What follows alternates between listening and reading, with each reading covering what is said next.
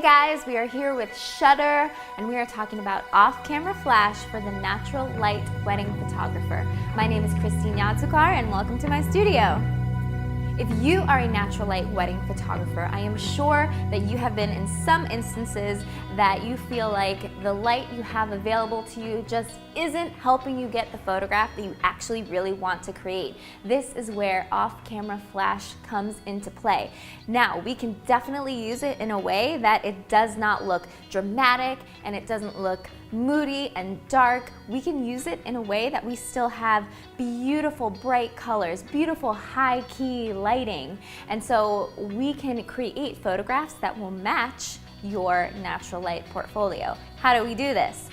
Step one, you need the right gear. So we're gonna have a studio strobe, or if you are indoors or have a super powerful speed light, you can use a speed light.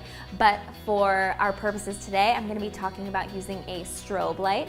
I love to use alien bees. You also need a trigger and receiver. That is how your light and your camera are gonna talk to each other so that the light knows when to flash on your subject. And you, of course, need your camera and lens of choice. So here's what you do. Step one, find the location that you are gonna use. You have your couple and they just had the ceremony and you're walking out in the gorgeous field or the gorgeous farmland and you wanna take some portraits of them. The first thing that I do is I pick the location of where I want to shoot. Okay, I have my location. Step two, where is the sun? Because here's the trick, I'm still gonna use natural light, I'm just gonna mix it with my off-camera flash. So I wanna put that sun behind my couple. So I'm gonna use the sun as the hair light. So even if the sun is directly overhead, that is okay. If it's overhead, it will still wrap across the back of your subject's head. And if it's any lower than that, perfect. It'll be a gorgeous hair light. So step one, find your location. Step two, put the sun behind your couple's head. Step three, you're gonna take that studio strobe and you can have it on a stand and just set it up by itself if you're shooting by yourself, or you can have an assistant or your second hold the stand for you and help you out. That is always nice.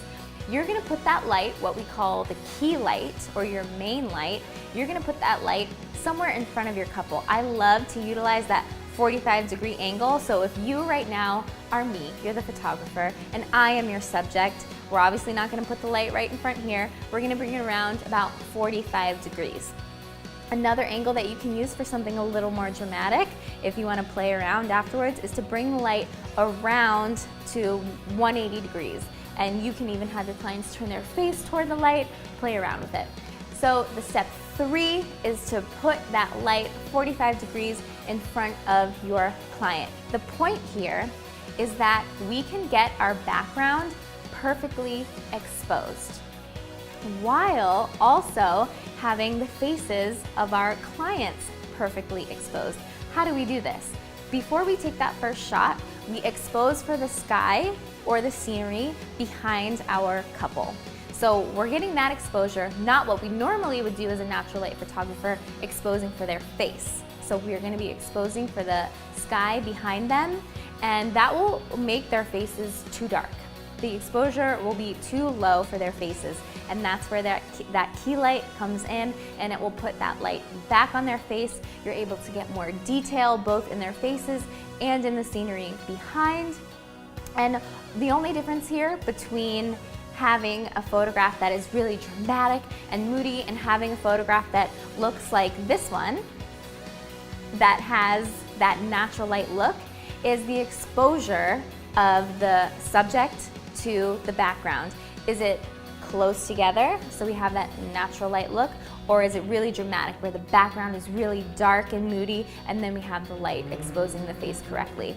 That's really the difference here. So now that you know that, you can choose to make a more dramatic looking photo, or you can choose to make a photo that totally matches your natural light portfolio. So step one, find your location. Step two, put the sun behind your subject's head.